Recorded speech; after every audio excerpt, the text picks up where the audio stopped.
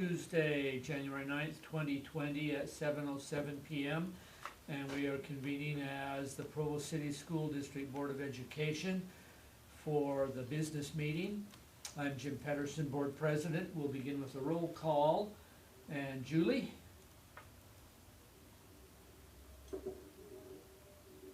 Julie Rash, Board Member. Rebecca?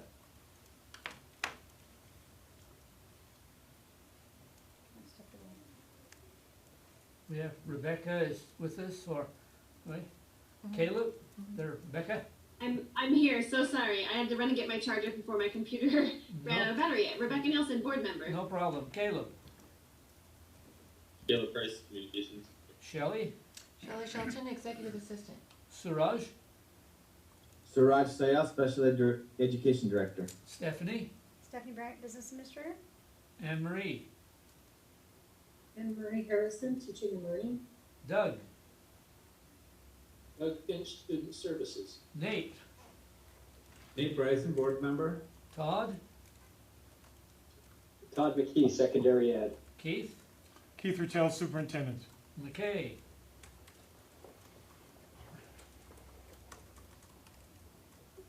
McKay Jensen, Board Member. Jennifer? Jennifer Partridge, board member. Alex? Alex Judd, Elementary Ed. Melanie? Melanie Hall, Board Vice President. Jason? Jason Cox, Human Resources. Bonnie? Bonnie Totkus, Administrative Assistant. And I welcome all those who are joining us via YouTube and welcome you to our board meeting this evening. We will begin with some opening remarks from Board Member McKay Jensen.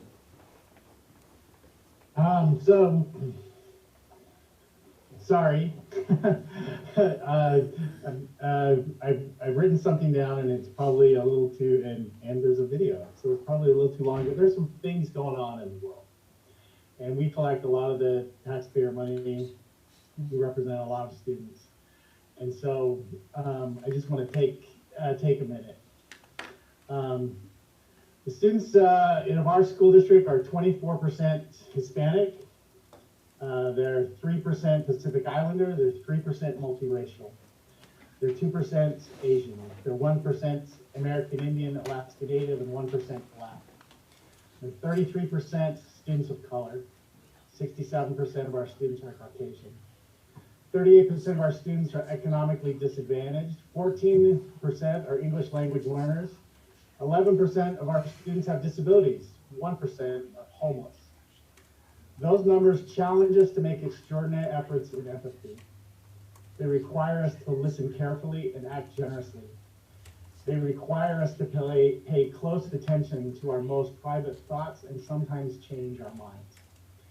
They require us to be humble. The worst thing that we can do with those numbers is ignore them. They require our attention. They require us to act and use our authority. I don't look like any of those numbers. I probably am on the school board because I am somewhat representative of average Provo. No one really likes to be called average because we believe it leaves out too much. It tells a single story. Sometimes we rush to label ourselves or tell a powerful single story about ourselves because we want to be known as Republicans or Democrats or BYU fans or Utah fans because we want to identify with some large single story that says something that we think is important about ourselves. However, we universally reject the single story when someone tells it about us. It feels different when some sneering critic says, "Oh, you're conservative," or "Oh, you're a liberal," to sum up our discussions or argument with an overwhelming single story as an explanation. Even the innocuous "you're average" can sting when you know that that person telling that single story doesn't have all the information. I know I don't like it when someone asks me how many wives I have because I live in Utah. Or ask me how I spend my time in boring Provo. I don't like it even when I know they're joking. In 2009, the Nigerian writer Chimamanda Ngozi Adichie gave a fabulous TED Talk called The Danger of a Single Story. It was about what happens when complex human beings and situations are reduced to a single narrative. Adichie sees stereotypes as contributing to perpetuating single stories. The problems with, she says, with stereotypes is not that they are untrue, but they are incomplete. They make one story become the only story. I'm going to show you just a little bit of her talk.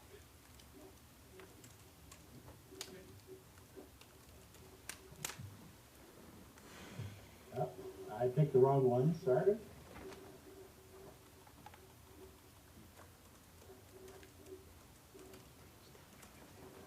So, there we go. I come from a conventional middle-class Nigerian family. My father was a professor. My mother was an administrator. And so we had, as was the norm, living domestic help who would often come from nearby rural villages. So the year I turned 8, we got a new houseboy. His name was Fide. The only thing my mother told us about him was that his family was very poor. My mother sent yams and rice and old clothes to his family. And when I didn't finish my dinner, my mother would say, "Finish your food. Don't you know people like Fide's family have nothing?" So I felt enormous pity for Fide's family. Then one Saturday, we went to his village to visit. And his mother showed us a beautifully patterned basket made of dyed raffia that his brother had made. I was startled. It had not occurred to me that anybody in his family could actually make something. All I had heard about them was how poor they were, so that it had become impossible for me to see them as anything else but poor. Their poverty was my single story of them. Years later, I thought about this when I left Nigeria to go to university in the United States. I was 19. My American roommate was shocked by me. She asked where I had learned to speak English so well and was confused when I said that Nigeria happened to have English as its official language. She asked if she could listen to what she called my tribal music and was consequently very disappointed when I produced my tape of Mariah Carey. She assumed that I did not know how to use a stove. What struck me was this: she had felt sorry for me even before she saw me. Her default position toward me, as an African, was a kind of patronizing, well-meaning pity. My roommate had a single story of Africa, a single story of catastrophe.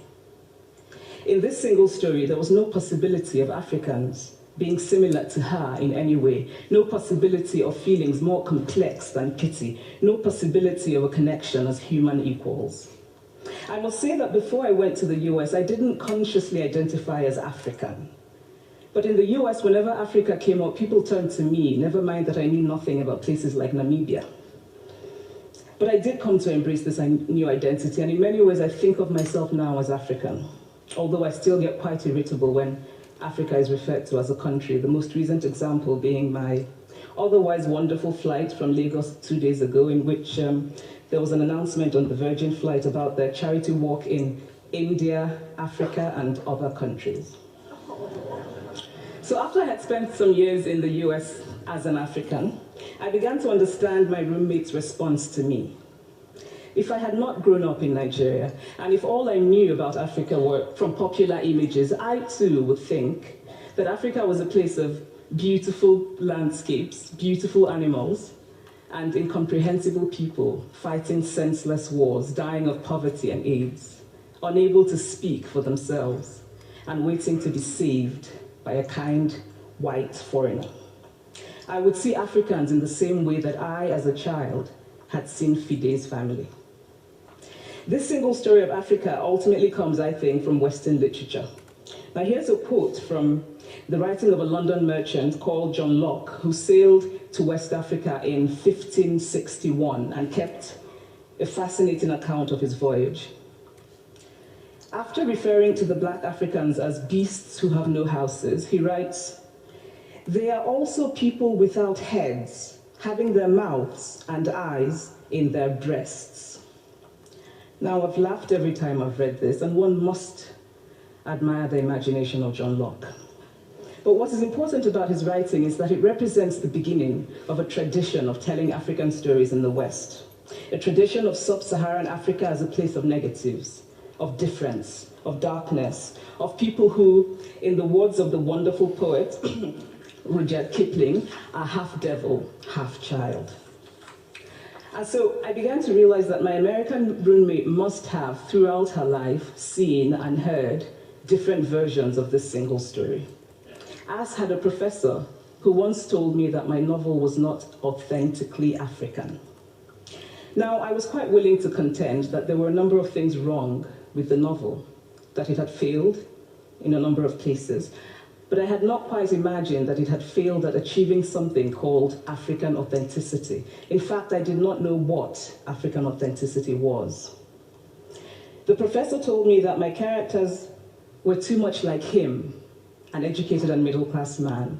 My characters drove cars. They were not starving. Therefore, they were not authentically African. But I must quickly add that I too am just as guilty on the question of the single story. A few years ago, I visited Mexico from the US. The political climate in the US at the time was tense, and there were debates going on about immigration. And, as often happens in America, immigration became synonymous with Mexicans. There were endless stories of Mexicans as people who were fleecing the healthcare system, sneaking across the border, being arrested at the border, that sort of thing. I remember walking around on my first day in Guadalajara, watching the people going to work, rolling up tortillas in the marketplace, smoking, laughing. I remember first feeling slight surprise, and then I was overwhelmed with shame. I realized that I had been so immersed in the media coverage of Mexicans that they had become one thing in my mind, the abject immigrant. I had bought into the single story of Mexicans, and I could not have been more ashamed of myself. So that is how to create a single story. Show a people as one thing, as only one thing, over and over again, and that is what they become. The Provo City School District, we cannot give in to the danger of the single story. In the Provo City School District, we have to be responsible to not only see and hear the stories of our students, we have to show and tell the different stories of our students. Stories are vitally important. Representation is vitally important. Difference is vitally important. The story of the diversity in our demographics should be a story we are prouder to tell. The diversity of our district is its greatest strength. I am proud of all that the district has done and all of the efforts that we have made. But now is the time to dedicate ourselves to doing more and being better. Now is the time to reject the single stories that divide us and embrace the multitude of stories. Elevate the negative, the neglected narratives, and celebrate all the good that is found in all the students, patrons, staff, homes, cultures, and traditions that make up our district. We can be kinder. We can be humble. We can do better. Our students matter, and their stories matter, and their differences matter. Thanks. Thank you, McKay. Well done. Jason, are you going to take care of our community connections? So today we don't have any specific celebrations. Because of the COVID-19, we've had some real difficulties with arranging the videos, but we do, of course, want to make sure that we thank our teachers for the great work that they've done over this time frame, for our parents for staying there and hanging in with us during this difficult time, and also for our students for the work that they've done. We know that this impacted the community in a very difficult way, and we just want to say thank you to everyone. Thank you, Jason. Were there any other council members that wanted to address this? We have individual reports coming. Good.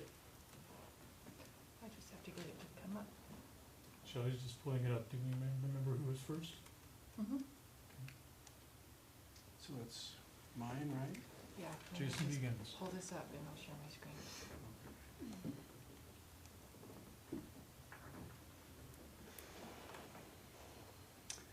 So tonight we're going to go ahead and go through our initiatives from this school year, some of the things that we had some accomplishments in.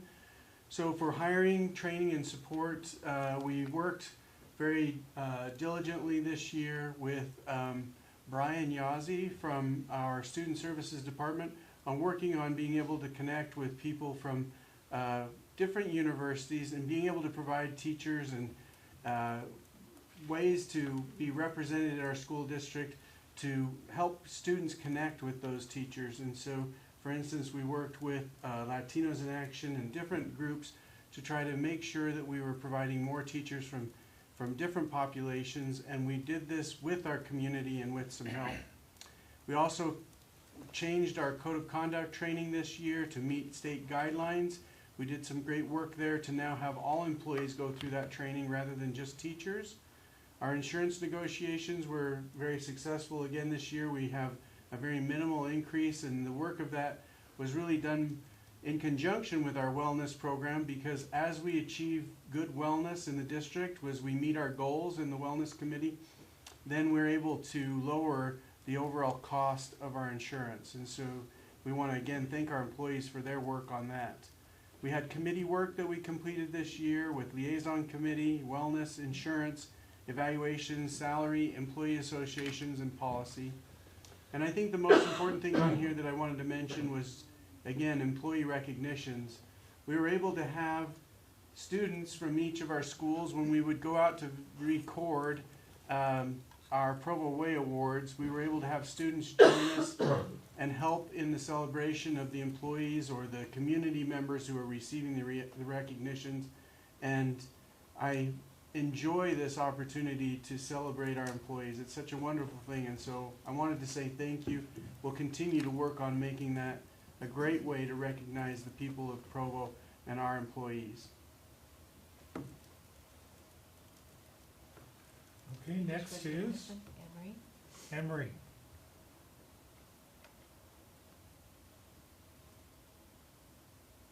Good evening. Just wanted to update you on the work of the Teaching and Learning Department the past little while. Just as a reminder to you, the Teaching and Learning Department, we lead on curriculum instruction, assessment, and professional development. So some of our initiatives from this year, we have been in a curriculum review cycle looking at new materials for elementary mathematics. The math committee went through the RFP process and made a great recommendation. We just did principal training today, and teacher training has been ongoing. And we're getting good feedback from that purchase from all departments. The state of Utah adopted, several years ago, they adopted new 6th through 8th grade science standards. And then there was a little bit of a delay for various reasons from the state court. Last spring, they adopted the elementary and high school science standards. We've been doing training for more than a year because the new standards are quite different. And we've had a committee working at new materials. We are trying to figure out that curriculum acquisition process given the new financial situation. We've been very focused on digital teaching supports, as you can imagine. As the industry changes in curriculum, it's all digitally native now, and it's from that platform. So we've done a lot of work given the curricula that we have and helping people understand those. But with COVID, we jumped right into investigating and drafting proposals for platforms, curricula, apps, training and teacher supports, and then we've implemented many of those in a professional development program, and we have a proposal going forward to further support our teachers in their work in digital teaching. We recently got a digital equity grant from working with Todd and Student Services. We got a $30,000 grant from Google Fiber. In this process, we've discovered not only do we need students to be able to have devices, but they certainly need Wi-Fi at home. And we were seeing the consequences of the digital divide quite acutely. So we've been working together to reach families who may be in need and to get them Wi-Fi through a variety of means. And Doug, I know, is working with Student Services to make this a continuing issue that we address, that we track, and that we support families with. Our curriculum notebook project has been going on for several years. We started with the broad core courses, and we're getting down to all of the common ones. We've had math and social studies groups meeting this summer and really identifying good resources, curriculum, and essentials and assessments. And so those are quite complete, and we have a potential new vision for those, which I think is going to make them quite accessible to teachers. And finally, the DLI evaluation. After getting feedback from a lot of players on DLI, including parents, teachers, administrators, the state, our department developed a plan for the evaluation of the program so that we can use it to improve programs in the future.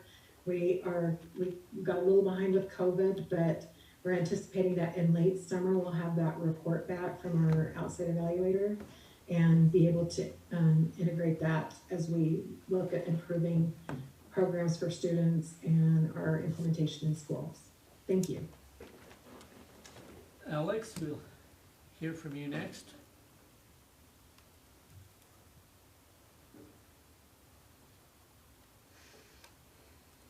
Alex, you're muted.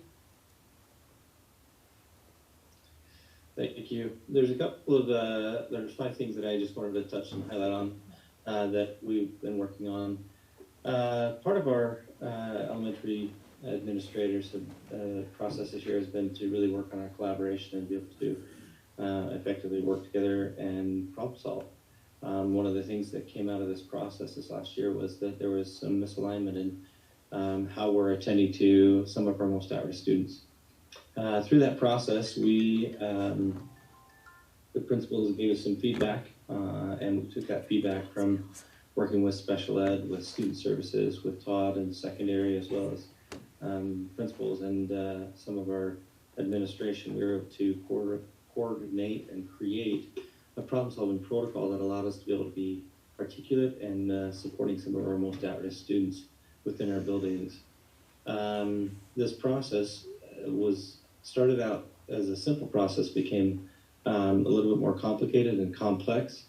But as we developed this tool, it's really helped us to be able to be more intentional about what we do with our students and aligning our resources all the way across from elementary through student services, through special ed, as well as some of our community partners. So one of the things we're going to continue, we'll share this with you at a later date. COVID kind of threw us off a little bit, but we were hoping to be able to share this problem-solving protocol and the power that it can provide for our elementary principals with their teachers to say the students that are in need are going to get the resources they need and be able to follow through with that support when they need it. The second thing that we did this last year was we have been working on our positive behavior interventions and supports. And as part of that, we needed a data collection tool to be able to help us to be able to know how and when and where to make decisions about behavior within our buildings. So we purchased Educator's Handbook, which is a data collection tool of behavior.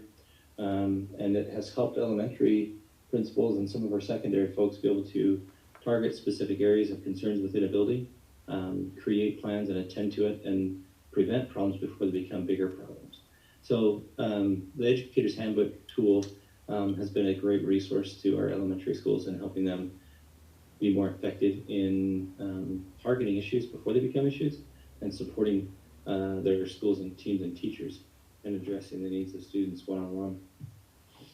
The other thing that we've done this year is we continued with our sites associates.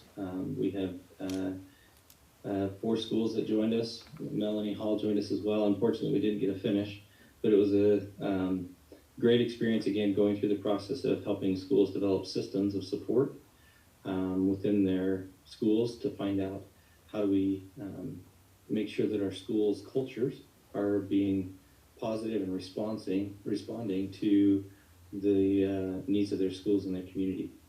So we were able to take 4 schools through that again this year. Unfortunately, we didn't get to finish the last session. We still are going to work through a process to try to find a time when we can bring them all together, at least give us a closing session with that there. Kindness clubs, Jennifer's been a huge part of this. Jennifer, kudos and thank you for the vision of this. As you saw, maybe even within the last couple of weeks, that it was highlighted in the news. Our kindness clubs have kind of really taken a life of their own, but really making a positive impact with our social workers taking the lead in the schools. There was a huge effort to bring in our PTA and supporting not only the retreat, but also keeping some of the programs going with social workers being stretched in a million ways, bringing parents in to help those processes go along. So huge kudos to the kindness clubs and keeping it on the forefront. It's made a huge impact with the communities and the schools. Alpine School District is taking some of their ideas now and really starting to make it grow in some of the other districts around us. And then finally, the last thing that was a huge highlight is honestly our administrators, as well as our teachers, taking this COVID-19 idea and putting it online and teaching online and supporting kids. Principals and teachers did a really, really dang good job of trying to connect with kids as best they can online. That was not easy, and our principals didn't take it lightly, and our teachers didn't either. And they did an incredible job of following through to check in with kids on a regular basis. I think at one point we had 95% of our students were contacted and made sure that every kid had their basic needs met, but also working to try to provide and find academic supports as well to ensure kids were being successful. So those are some highlights that just jumped out at me from this last year. Thank you, Alex. We would next be pleased to hear from Doug. Or Todd, I'm sorry, excuse me. Todd, let's have you up next. No problem. Good evening. Of all the many things that we were able to accomplish as a secondary group, there are 4 areas that I wanted to share with the board this evening. The first is in the area of academics. We were able to continue to move forward with our implementation of AVID, which is an academic program focused on supporting students, all students, to access the most rigorous coursework in high school. We are now in all 4 of our comprehensive schools, adding Provo High School and Centennial Middle School this past year, and we look forward to continuing to grow and to move this forward throughout the district. We were able this year to finalize curriculum guides, both for our core curriculum as well as for CTE. And we've been able to standardize that across the district, and those are posted on school websites for community and for school communities to be able to look at our curriculum and help guide students through their secondary experience. We've also developed a credit guide and a transcript evaluation process with the help of registrars and counselors so that we are more consistent in how we look at credit, particularly transfer credit, and ensuring that we're getting kids on the right track towards graduation. In the area of athletics, we really try to provide some support for our athletic coaches and our programs, knowing that they are a key part of the experience, particularly in high school. So we've developed an athletic guide to help capture all policy and procedure and things that coaches may not think about, that just is there in one reference place for them. In addition, we've continued to provide additional training and a process to ensure training for all coaches. We've also implemented, after some guidance from the state to all school districts statewide, we have conducted a Title IX audit of our schools and have developed an annual review process to ensure that we're providing a comparable experience for all students and that all students may be able to thrive. In the area of data dashboard, the board has seen this previously earlier in the year, but we've been working very closely with a state pilot. We're one of 3 districts in the state pilot to implement a data dashboard, which captures student data for academics and for behavior and for attendance, as well as social emotional learning. And it's becoming a valuable tool for schools to identify students that may be struggling more earlier than they would have otherwise, and with the intention of trying to provide support and intervention and help along the way. And so we can look forward to continuing to move that through the district. Finally, we've worked and continue to work with school leadership. We meet monthly as a leadership team of the school principals in a PLC model. We've been doing that for a couple of years, but it's really starting to take root with our leadership teams. And we've branched out to bring in our assistant principals, trying to help them develop the skills and knowledge that will help them be more successful, and eventually work their way into principalships at some point in their career. And so those are the things I would like to highlight this evening for the board. Thank you, Todd. We'll now hear from Doug Finch. Thank you. It's my opportunity to kind of clean up, and so I'll try and be succinct and brief, as you've heard a lot thrown at you as to what the different functions of our district office are. You'll see that Student Services has an approach and a theme of being very welcoming and very taking much ownership of our needs for our students. We believe that we protect them, we make sure that their rights and their access and engagement is in place, and we also believe that health and safety is a big concern. So particularly as it relates to some of the comments that McKay shared at the beginning of this, I think really resonates with some of the themes that we have in Student Services currently. So just these couple of bullets I want to point out. There is a significant effort, as you would probably be very well aware, been reported to you around safety and security. A visitor management system. You heard a report today on the progress on that. We anticipated that we would have some things in place this spring, but of course we've delayed that to now a fall implementation. And we have a lot of integrated work between facilities and technology to make that happen. Principals have also been working very diligently on developing site-based emergency management plans. And we were able to even construct and devise some training for them to facilitate that work even during the COVID timeframe. And we'll support them with their deadline to have that completed as per state code this summer. So with that, of course, goes a number of facility upgrades that we oversee as it relates to everything from surveillance to the film vestibules, sorts of things that make schools easier to manage and safer for our students, our employees, and our patrons that come. The second item I was wanting to highlight, Alex talked a lot about this and so did Todd, so I won't speak much to what's there with efforts we're trying to make with social emotional learning and trying to provide things such as a framework around which schools can be more restorative. And so these are words that are kind of thematically take our approach as it relates to responding to students' needs, that we want to be trauma informed and restorative in our practices.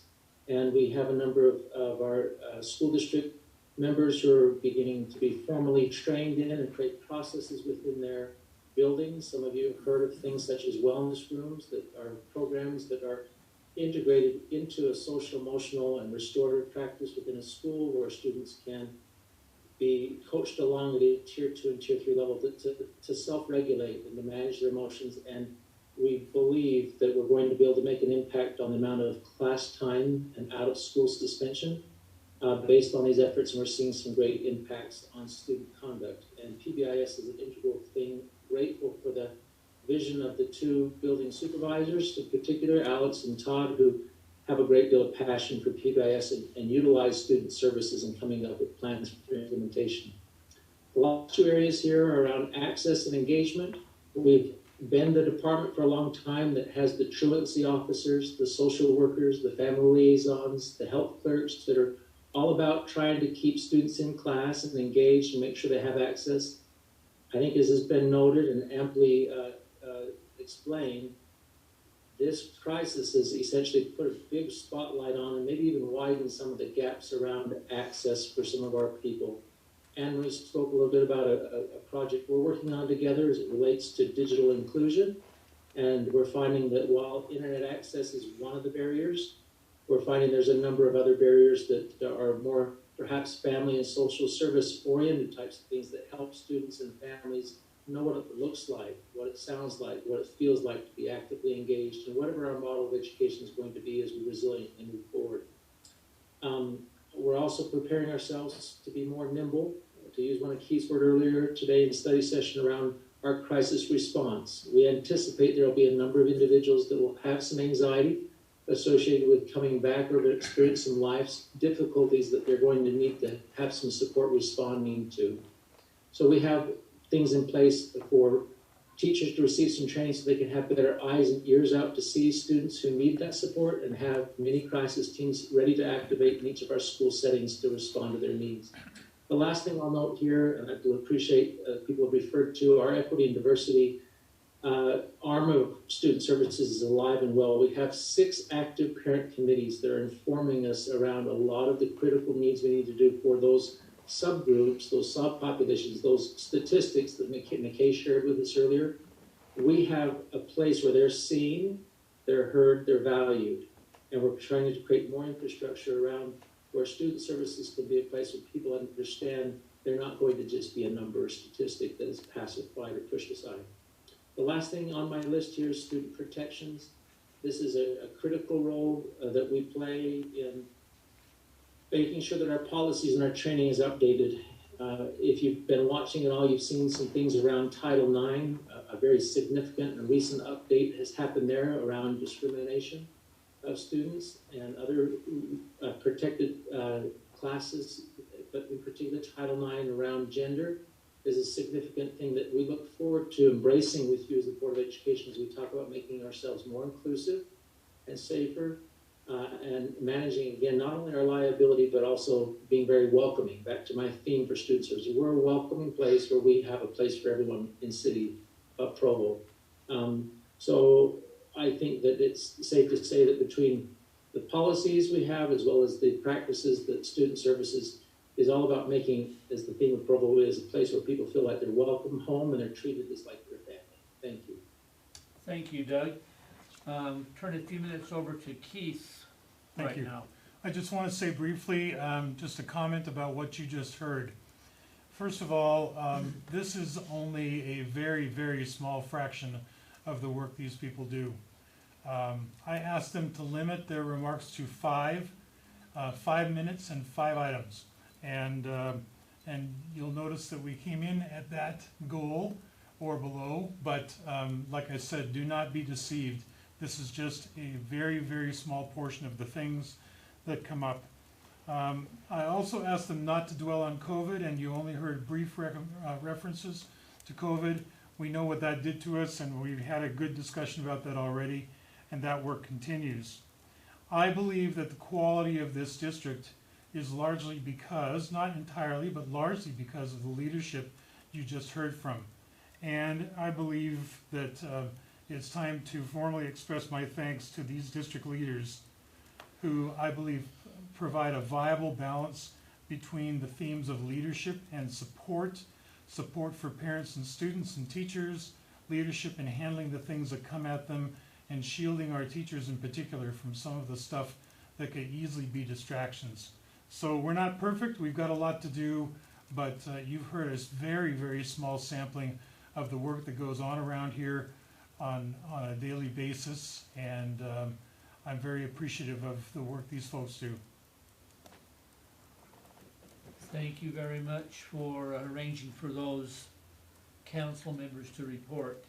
And I'm sure that the board is appreciative of their countless hours and the many things they take care of. And this is indeed simply a small snapshot of a much larger picture as to what goes on within the district. And so thank you each for those reports.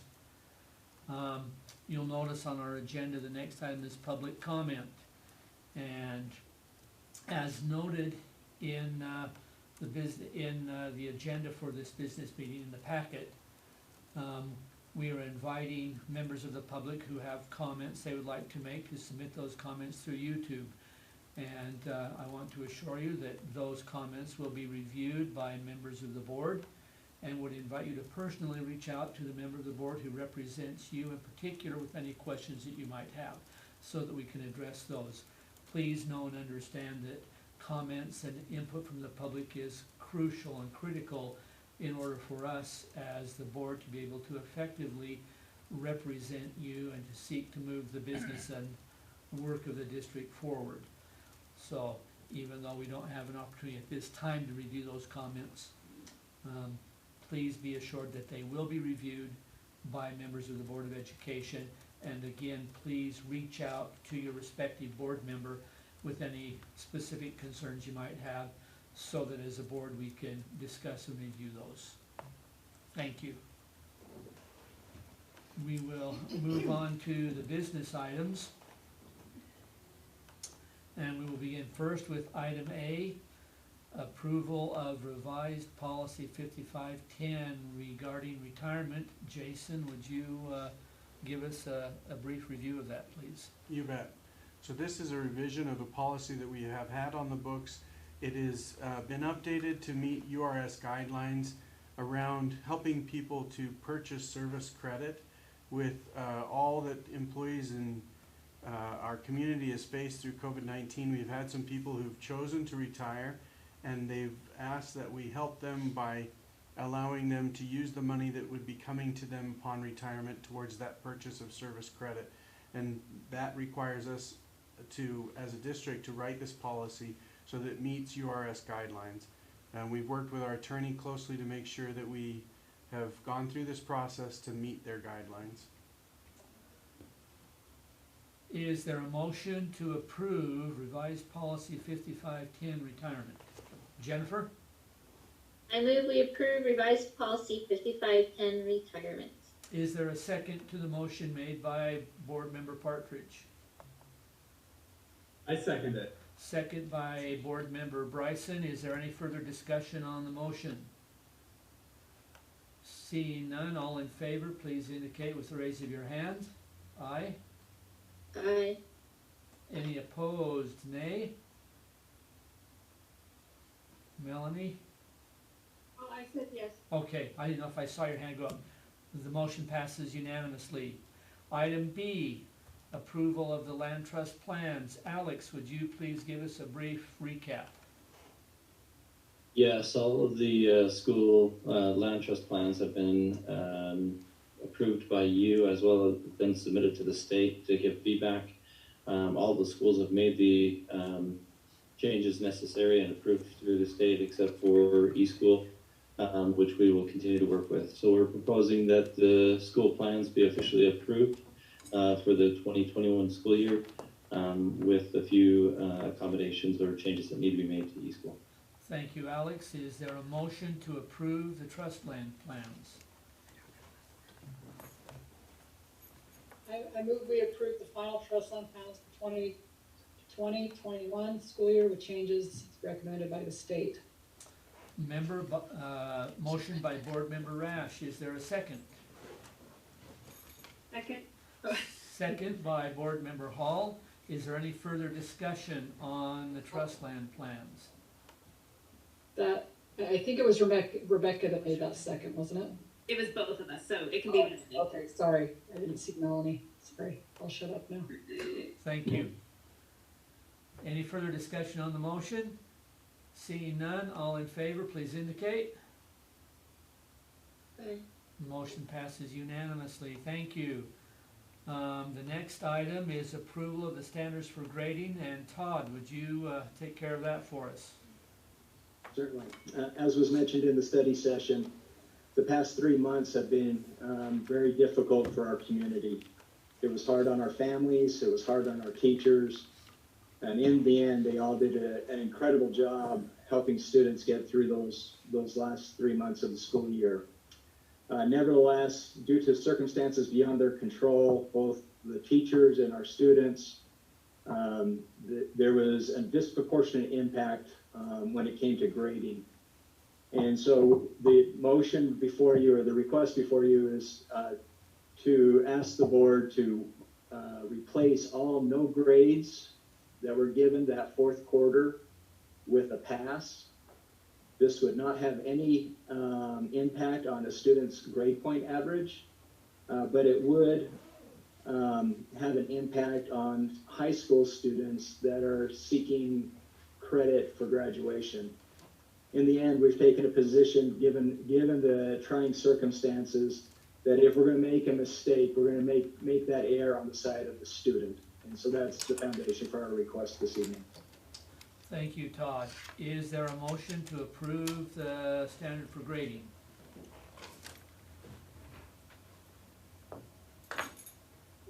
I move we approve the recommendation that we hold all students harmless during the fourth quarter of the 2019-2020 school year due to the COVID-19 pandemic, and replace any NG grade with a pass grade on the student's transcript. This change will not impact any student's cumulative grade point average, but it will grant credit that may be needed for high school graduation. Motion by Board Member Nielsen. Is there a second? I'll second. Second by Board Member Jensen. Is there any further discussion on the motion? Seeing none, all in favor, please indicate. The motion passes unanimously. And Rebecca, that probably is the longest motion I have ever heard. And you did well. Our next item is approval of the final 2019-2020 budget and draft 2020 and 2021 budget. Stephanie, would you like to give us a brief recap there? Sure. So as you're all aware, as we head into the end of this fiscal year, we have to statutorily have our final fiscal year budget approved by the board. We discussed the final changes to that during study session. Additionally, typically at this time of year, we are approving the original budget for the upcoming fiscal year. This is in draft rather than final, because we will be going through a truth and taxation process in August, so that gives us 2 more months, which this year is probably helpful, given we don't know what our budgets are from the state. So the draft is just going to be a tentative budget. We'll bring you a final budget in August, and a final original budget, I should say, and then the 1920 is final for the year. Is there a motion to approve the budget items? Or the budgets, actually, the 2019 and the 2021? Yeah, I move we approve the final 2019-20 budget and the draft 2020-21 budget. Second that. Motion by Board Member Bryson, second by Board Member Partridge. Is there any further discussion on the motion? Seeing none, all in favor, please indicate. The motion passes unanimously. Thank you. You will notice item number 6 is our consent calendar. There are a variety of items that are related to previous meetings, board minutes, study sessions, personnel, homeschool, and financial reports. Is there a motion to approve the consent calendar?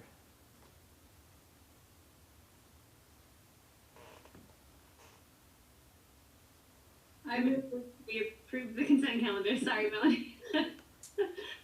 Motion by Board Member Nielsen. Is there a second? I'll second. Second by Board Member Hall. Any further discussion on the consent calendar? Seeing none, all in favor, please indicate. The motion passes unanimously. Thank you for your approval of those business items. We'll now turn the time over to Board Member Melanie Hall for a board member report. So, given the events over the past few months, it's caused me to stop and really reflect about the things the district has offered that I took for granted and appreciate more now. Here's just a few things. I miss having direct contact with teachers. I miss seeing the teachers and students giving hugs. I appreciate pullouts and after-school activities. I personally didn't get to see my students participate, in their robotics competition or their last math Olympiad. I value school concerts, plays, athletic events, being able to sit on the sidelines and cheer, listen to kids sing, play their instruments, and perform. They're simple things, but it's definitely missed. I appreciate special education teachers being able to work closely with their amazing students. I miss the sound of children playing on the playground. I want to hear their voices of laughter and giggles. I appreciate the buzz of the hallways full as they move from class to class. I miss working with the PTA. I appreciate the end of year carnivals and all the hard work they offer at every school. I appreciate meeting in person. Zoom is great, but seeing someone face to face is so much better. I recognize all the hard work the district has done to get through this tremendous time in history. The district did an incredible job being able to celebrate our graduates and retirees. The district was able to give the best possible education given the circumstances. I know as we move forward in the future, there will be new challenges, new protocols and policies, but I do know whatever's going to be done, it will be done with the best interest of every student. Thanks. Thank you, Melanie. And in as much as I don't think we have any student travel tonight, I just have brief comments. but Superintendent Rattel does have a few brief comments. Yeah, as you know, we haven't actually been doing any student travel recently, so that's off the list. But I wanted to say a public thank you, my turn to say thank you to all of our staff, teachers, counselors, food service workers, transportation workers, maintenance and custodial services, and I know I'm forgetting people, but my goodness, what a wonderful effort all throughout the system to get through the last 2.5 months of the school year. I want to also thank the high schools and adult education for running as viable of a graduation ceremony as we could, and they were fun. And I've never had a graduation where I didn't have to worry about somebody blowing a horn or tossing a beach ball until now. So that was really wonderful, and we have heard a number of parents say that they would like to do this again, along with teachers. I can't guarantee that, but we're considering it. And finally, I would like to thank the board for their support and leadership through this very difficult time. We have a good board that represents a good community, and this has been a tough year, but we have gotten through it. And I thank those of you who have been part of supporting us and helping us, and especially those who reach out and say something, whether it's complimentary or even sometimes if it's not. We try to get better. We definitely prefer the compliments, but we do try to get better when we hear those comments. So thank you. My final comment that I want to make here now is Shelley Shelton is retiring. This is her last business meeting, and she will be here in a couple of weeks for her last study session. I know she will miss study sessions at 7:30 in the morning. So we will be doing a little bit of recognition of Shelley at that time, but I just want to say a public thank you for all of her years of service and for her help for me in particular. She helps everyone around here, but in particular she's been wonderfully helpful to me, and I know to the board and to so many others. I think Jim wanted to say something now, and then that's all for my remarks. Thank you, Keith. You know, 7.5 years ago, a wonderful thing I think happened in my life. I won an election. And Julie, you were there too. And you know, one of the first emails I received and one of the first phone calls I received was from someone named Shelley Shelton. And I had no idea who she was when I first got the calls and the emails. But then I had a chance to come in and meet her. And how much I appreciate her cannot necessarily be put into words. The work that she has done, the transition that she helped, the guidance and direction she has given, the things that she has shared professionally and personally, you know, the opportunity sometimes as I have come in to see the superintendent, to sit down and just visit with her. And she listens as I decompress, to get her perspectives as a personal friend, as a professional, has been invaluable. I have loved the emails. And I remember one of the first emails that I got about some meetings was addressed, "Dear kids." And I loved that. I thought that was marvelous. What a wonderful way to refer to us. And you know, in some way, Shelley, we really have been your kids, as you have helped us and supported us through thick and thin, through being on the mountaintop and in the depths of the valley. You have always been there to support us. You have provided incredible help and assistance, guidance and direction. You have made sure that we have had the resources that we have needed. You have helped us as we have coordinated and planned meetings. You have done a work that is just immeasurable in quality and content that is really hard to acknowledge. You know, I don't know that anybody fully appreciates the value of an administrative assistant until you have been in a substantial leadership position where you need someone to be that glue that holds everything together and to make sure that it happens when it needs to happen. And Shelley, you have done that. And you have done that in spades. And I consider it a privilege and an honor to be able to work with you and to have worked with you, and look forward and wish you the very best in your future endeavors and in your future life. Thank you from the bottom of my heart, and I think that would be a collective thank you from every member of the board. Please know how deeply you are loved and appreciated. And with that, is there a motion to adjourn? Waiting for it. So moved. So moved. We are adjourned. Have a wonderful evening. Thank you all for your attendance and participation. Shelley will not miss arranging travel for USBA. Or NSBA, or any other travel.